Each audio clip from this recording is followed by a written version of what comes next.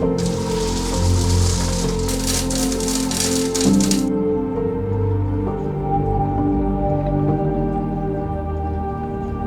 going on, guys? Welcome back to the channel. So today we're going to be doing a neon tetra tank in Blackwater. If you don't know what Blackwater is, it's basically normal water but with tannins in it.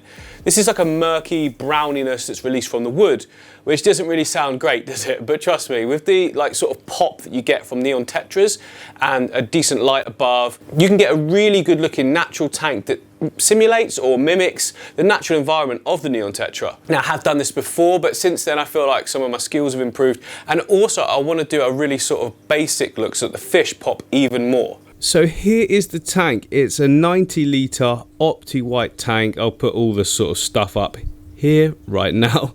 And yeah, it's got my own base on it that I made, or stand, sorry. So that looks to people who've probably never seen this tank before like, oh, you've got nothing under it, it's going to crack the glass. No, it won't, trust me. I've had this full of water for well over a year. It's all good. And inside, it's got a couple of little magnets at the top to hold it on. We've got a nice cheap filter, an inline heater. So yeah, no sort of equipment is displayed apart from the inlet and outlet, which I think looks quite cool. Bought that all separately. I'll leave links to all the stuff, by the way, guys, so that you can get it yourselves. Lighting wise, let me just shut that. Lighting wise, it's just a really cheap strip LED. Again, leave a link. And just lights everything nicely. It's not too bright, it's not too dim, it's just right. If I bring it really close, it's actually too bright, I find, for sort of low-tech tanks. You know, we're not using CO2 and things like that. I mean, there's not any plants in this one anyway, but, you know, for other tanks. So I just raise it right up. It's just pinned to the ceiling there. Works an absolute treat. So I have only just broken down the tank, which is great because it means that I've got all the sand, substrate, all the sort of base layer all ready to go. And I've also got the tetra in a bucket next to us. I need to hurry up and get the thing built so that they're not sat in there for too long. Yeah, here's the wood that I took out from it previously. Most of you have seen this tank already, but if you haven't, I had these bits of wood in there with some sand. Those bits of wood in there with some sand. So that's the sand we're going to be using. It looks pretty clean there, but it does need a wash because I think underneath there's a load of grotty stuff in it. I suppose it adds to realism. Maybe I'll leave it. I don't know. Here are all the fish. Hello. Don't be too loud. And then I've got some Indian almond leaves and catappa leaves in this tank, in this bucket back here. That's not a tank. The first thing I want to do though is get a base layer of sand in the front here because I want to be able to put the wood on top of that and then it will sort of seal between the wood, the background and the sand in the foreground. Does that make sense? Yeah, I think so.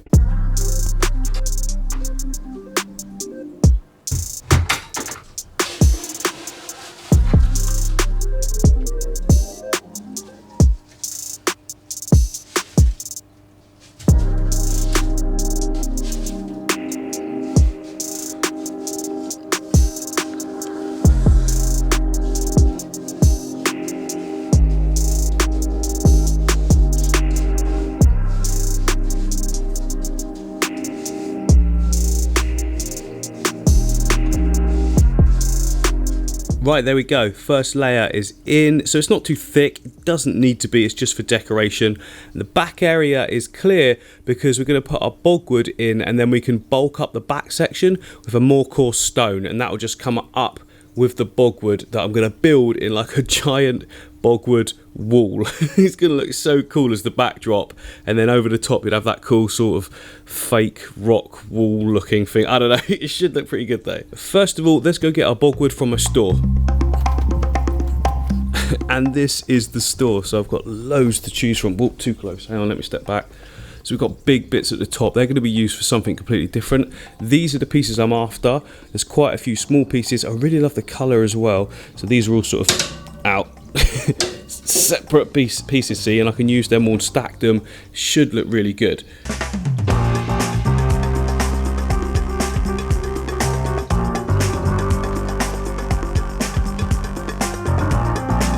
Right, that's actually nothing like how it's going. I've just put them in there, but it is something like that. So I want to start about, you know, sort of there and then build upwards like that. But to do that, obviously, as I go in, I've got to fill in the back area, so we need gravel as well. I'll get the first sort of row in, and then we can look at filling it out at the back. Not sure what I'm going to use yet, but I've got plenty of different things dotted around. And I want to make sure that it's not like completely flat lines. I want some bits angled, overlapped. So I'm going to have to find the right pieces. It's going to be a bit of a jigsaw, but I think that'll give us the best look.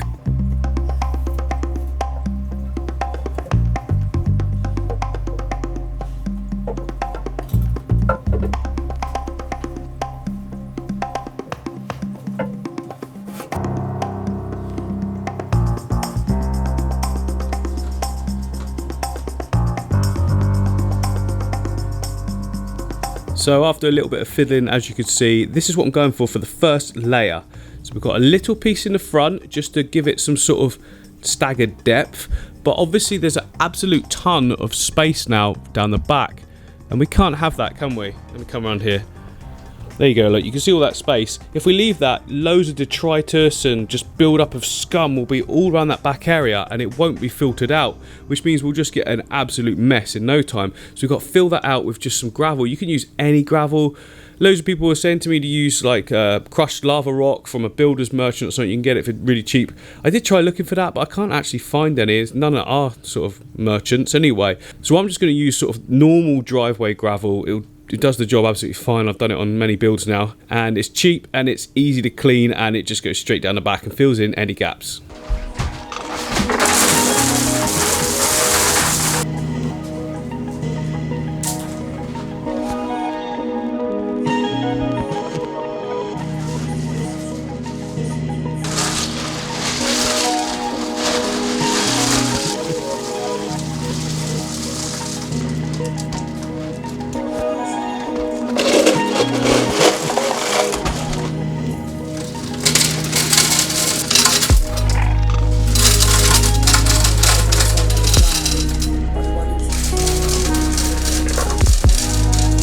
So that is the first sort of phase done, if you like.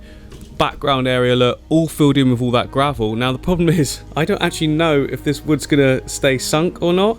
And usually you can just put some rocks or something on top, but obviously that's not really the case with this one, because wood goes on top of the wood. And that's not gonna hold it down, is it? So I need to test it now. I'm gonna fill the water level up and just pray that it doesn't lift up. I don't think this piece will. I think this is more dense than this stuff. Maybe it's all good enough, I don't know. It's been out of water for a very long time. Well, this stuff's never been in water. This is the piece from one of my Amazon tanks.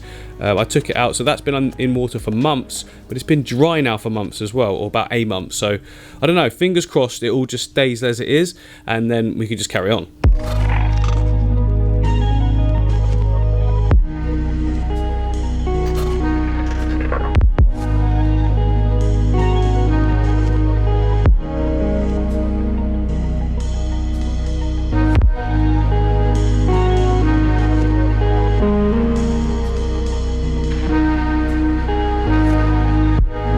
Okay, the good news, all of it stayed obviously. Now I did a little test. The darker stuff that I've used before is sinking, which is great. It's properly sinking as well, it just plummeted down. This is the new stuff, it's not sinking. So what I need to do after I drain the water is just make sure that I glue these pieces to the old darker main pieces. So that's old, new and new, but that is pinning those down, which is perfect because, well, it's just perfect. And then we've got the gravel that's pushing everything onto each other, which locks it down again, so we're all good. Let's just get on with it. Who cares? If it goes wrong, it goes wrong, so what? I mean, I say that, if it does go wrong, I will probably cry. Click subscribe.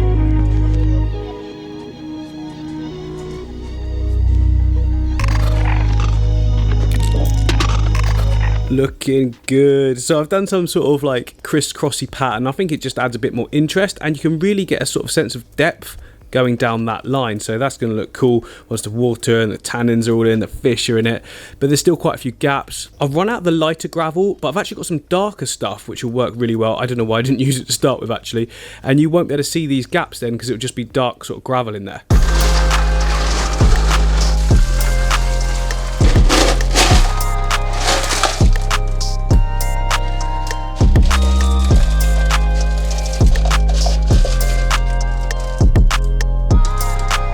There we go. I think that's looking really good now, but we need to do a few things. I want to add some height there because I think it'll give like a really cool sort of sweeping look. And also need to bring something into the foreground because that's way too open, just to feel this something like, I feel like something should be there because we've got something there, something long maybe. Don't ask me how I know that, it's just when I look at it, that's just what I think. Others might not, but for me, I just feel like that would be right.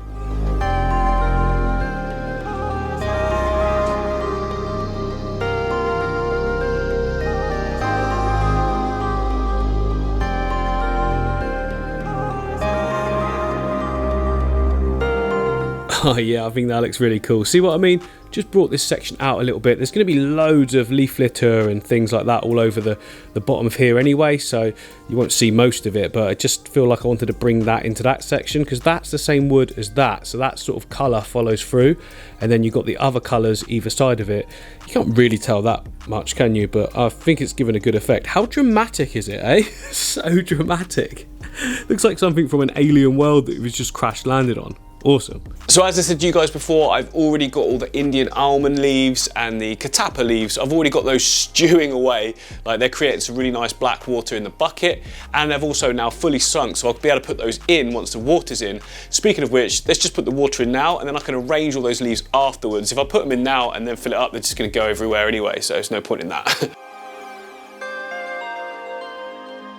And I might as well switch the filter on as well, because otherwise I'm going to put all the leaves in and then I'm going to switch it on. They're going to blow around everywhere and it'll be pointless. So yeah, just put it in. They'll sort of go where they want to go, and the flow will dictate that, and they'll just get lodged in different places. But we can select some areas if you like, hopefully anyway.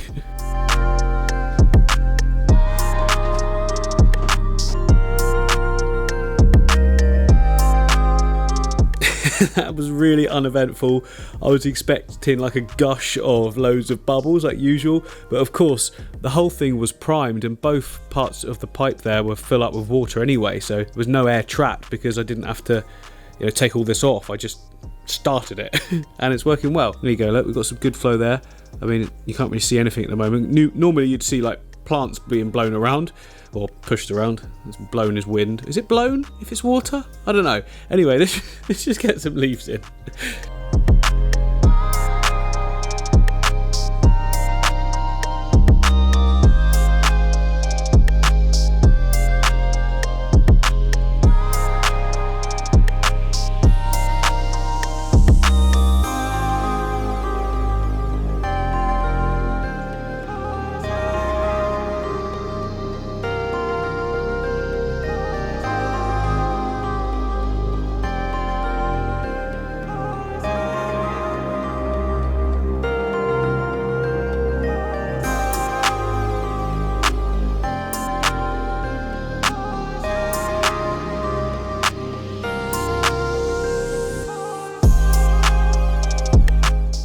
Oh yeah, so far that is looking sick.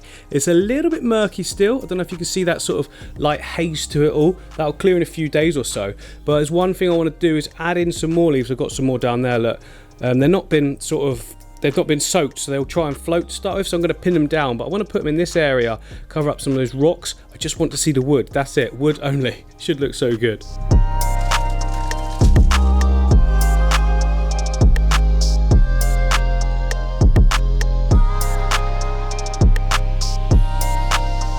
Right, awesome. That's us set. Now we could leave it like that, but why waste the water? Remember, these have been stewing, if you like, in some water. So I've got to lower this water level, and then down here in the bucket that they were stewing in, the camera's not going to pick it up, but it's really tan, so it'd be a shame not to use that. I'm going to put it through a little sieve to take out any sort of particles in it, and then I'm going to put that in as well.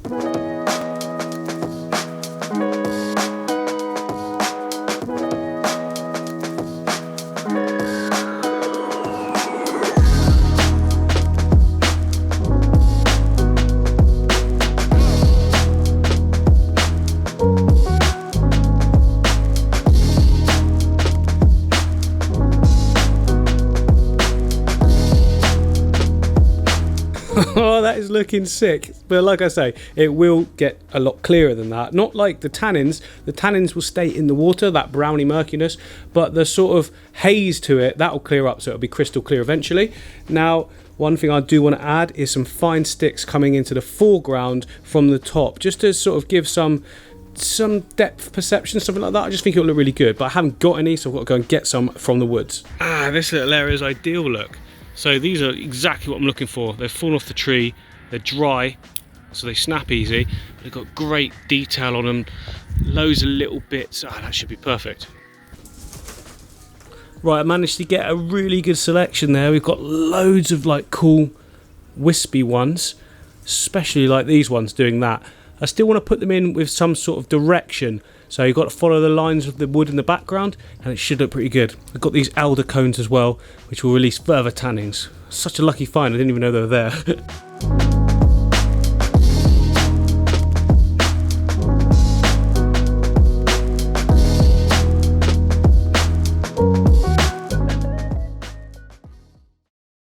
So it's the next day, guys. The tank's cleared up. It's looking so good. Let me show you.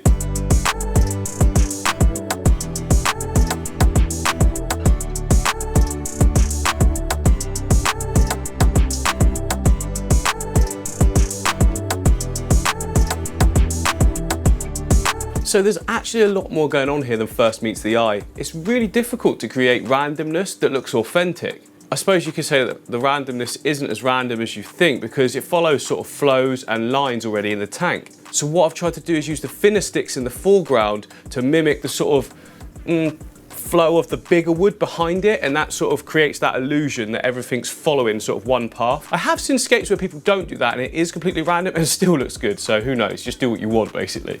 To start with, I had the filter inlet facing the front glass and it was lifting all the botanicals. This isn't a massive problem, but they just weren't sitting where I wanted them to, so I turned it right against the background, so the bogwood, and that's worked way better. You know, there's still that good flow coming out, enough anyway, but it's not lifting everything up. So because the canister filter on this setup's been running for so long, we're actually ready for fish straight away, so let's just put them in. So this water here is now vastly different from the water that is in the tank with the neon tetra. So their water before was nowhere near as tanned as this one is, so I think it's a good idea to drip acclimate them for a little bit and then we can put them in.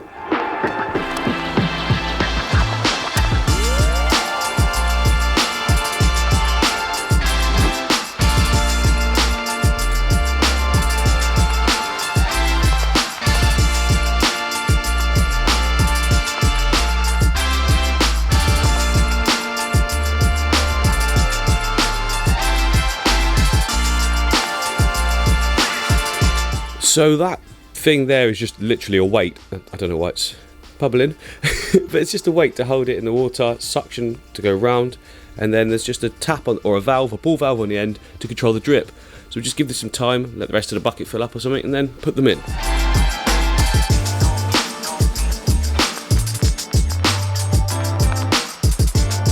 Okay, awesome. Everything is set. Let's do this.